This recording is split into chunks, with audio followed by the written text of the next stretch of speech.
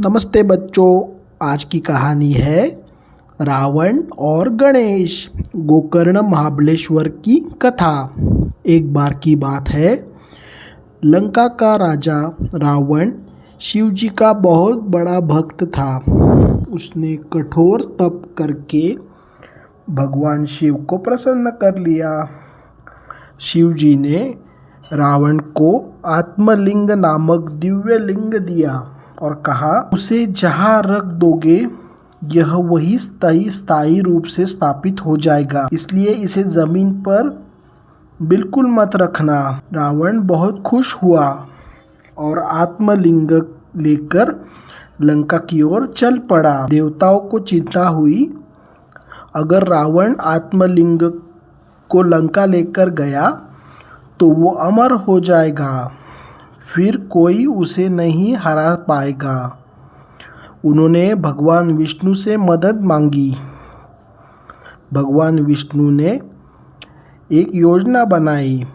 उन्होंने भगवान गणेश को एक भोले भाले गांव का लड़के के रूप में भेजा ताकि वो रावण को आत्मलिंग रखने पर मजबूर कर सके। रावण यात्रा करते करते गोकर्ण पहुंचा। उसे शाम की पूजा करनी थी, लेकिन आत्मलिंग को जमीन पर नहीं रख सकता था। तभी वहां गणेश बालक के रूप में आए।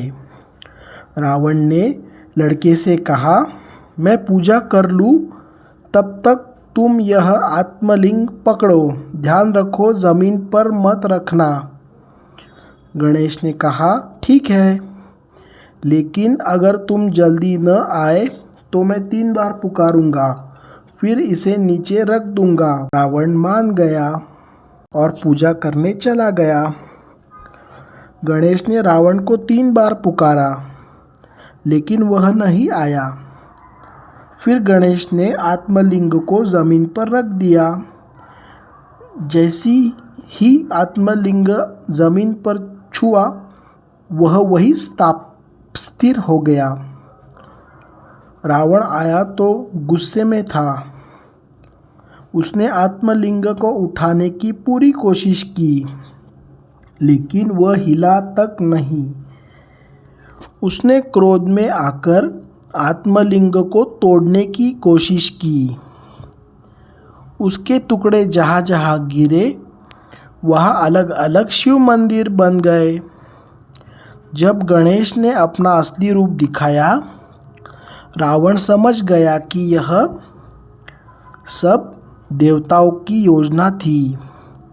उसने शिव जी से क्षमा मांगी और आत्मलिंग की पूजा की। आज भी यह आत्मलिंग गोकर्ण की महाबलेश्वर मंदिर में स्थापित है। तो बच्चों, यह थी कथा रावण और गणेश गोकर्ण महाबलेश्वर की।